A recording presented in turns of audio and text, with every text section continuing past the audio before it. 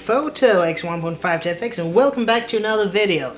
Well, we are gonna advance in this series of macro photography, and this time what we're gonna use is this Mamiya 645 Pro, which is one of my favorite analog cameras for medium format use. But we're actually gonna do some checking out of the gear that we're gonna use. As you can see, I've also had some trusty studio strobes as well. The lens that is on the camera for now is the 80mm f4. It is the macro lens from Mamiya, and it has the adapter as well. I can probably do something like this. Let's see, yeah, this will be like so something. Yeah, so you have the lens that is 80mm. I think it goes from f4 to f22 in aperture. You have the Mamiya M645, as it says here, the extension piece that goes here, and so on. And we have a couple of different ways that we can use flash with this camera.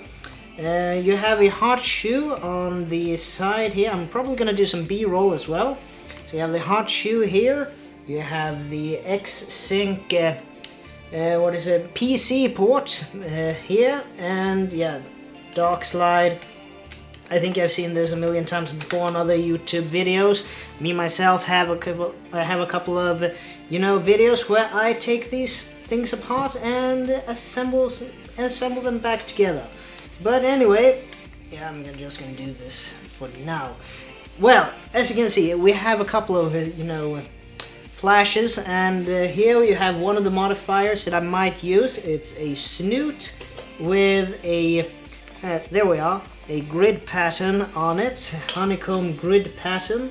If you want to have some really great little video about different flash modifiers and what they will actually do to the images produced, I'm actually gonna put a link to a really brilliant bloke in the information section below. The guy's name is Phillip McCordall. I have plugged him a number of times before. He's an old advertising photographer that was actually an avid Mamiya user, although I think he used the RZ Mamiya camera, the 6x7, which I'm actually myself going to use in a future project. But anyway, we're going to go through a little bit of the different content of this on this table. First off, for the Sunpack, what is it now? The Sunpack Auto DX12R. You have the 67mm filter thread adapter, which you basically screw it onto the front of the lens that you wish to use it on. The original cap. And basically what you do is you have the flash unit. We'll put this actually have the Nikon connections, but it actually works on this camera as well.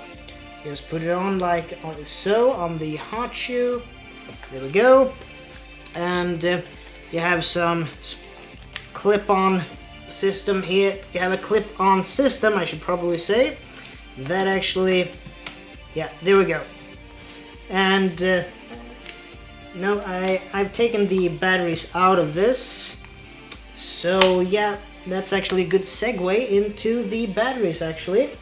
As I've stated before, I'm using Clas Ohlson rechargeable ones. These are the chargers. You see, it's the European type connector, and these are 2300 milliamp hour batteries.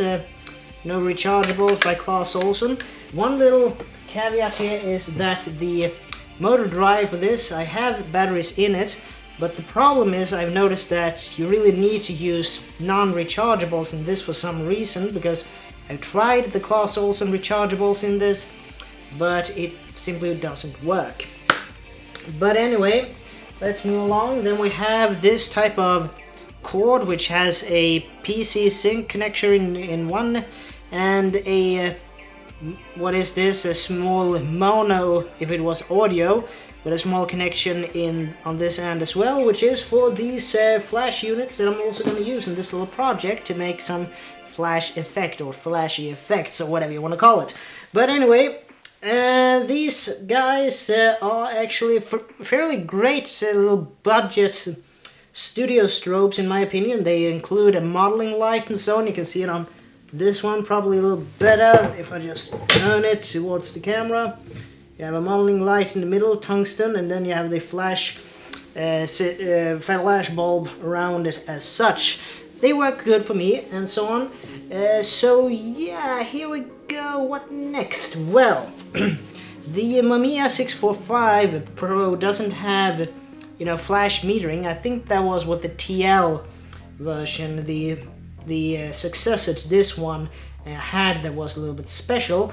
But not to worry, because you have a little bit of what some I think have called throwback technology, but I don't really subscribe to that point of view, although I might subscribe to other points of view from said photographers.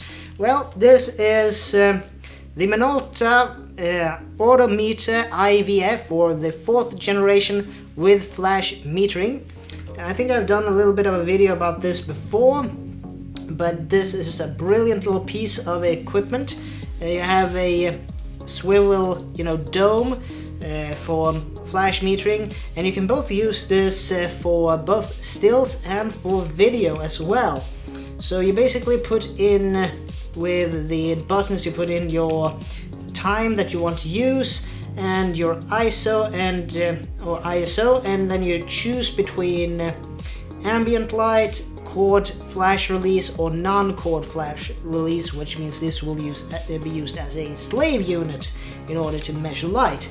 And also, if you see on these, on the red little part in the back here, these also have slave units inside of them, so that I can use multiple strobe lights or studio strobes without being you know, bound, so to speak, by having cords running all over the place. So these can actually be slaved to maybe this flash even. So we'll see that. But anyway, this is something I'm going to use when I'm using multiple flashes in order to get a proper exposure. You have some data on the back of this flash unit. Let's see here. Yeah, maybe something like that. So you can actually use this to calculate depth of field and so on in generalization to get enough light when you use it for macro work. But let's see how we're gonna go on. Yeah, a little bit of another neat little feature for this camera. We can have a chord release, so I don't induce camera shake. There is a mirror up mode, but you have this little connection here. Let's see if this is on 0, and you put it like so, and you lock it like that. And now I actually can use a chord release for this little setup, so you have options. There's also threading in the motor drive itself, so I have a lot of different ways to release and take an image with this camera. What else do we have? I talked about this, well, the film that we're actually going to use for this little project is my favorite film thus far of the ones that I have tested, and my favorite is Kodak Ektar 100 color negative film, finest grain, as they have stated. I have one roll left in this little box, but that's actually what we're going to use in this situation. So yeah, world's finest grain. So yeah, it's going to be a low ISO film that we're going to use for this little system, or this little setup, whatever you want to call it. But I think that this will be all for now. I think I've gone over all the points, and yeah, I think we will see what we can do. I have some subjects that might be a little bit cool in order to do, you know, it's gonna be a little bit of plants, it's gonna be a little bit of crystals and all those types of things and so on, but I'm trying to build up some you know, more intricate situations in order to get a good image and so on, and also, you know, trying to be a little bit stylish when it comes to it as well. I thought, you know, Ektar 100, it's really known for being a very high saturation film, so I think that I should probably dress the part when it comes to that and do something a little bit stupid with the hair as well. But anyway, that's all for now, and yeah, we'll see what we can do in this little trip down macro photography and so on. So anyway, this is Tobias Bergstrom from T.B.Photo X1.5 and I'd like to see you guys in the next video. And as always, we'll see what the results give, and I think I'm probably going to use Uppsala Photo Company, in Swedish Uppsala Fotokompani, for having them develop the images.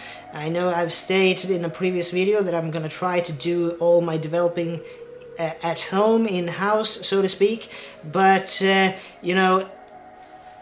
you can't always get what you want, as the philosopher Mick Jagger once so eloquently put it. So that's all for me for now, and we'll see what we can do with this little setup. So take care from now on. Bye.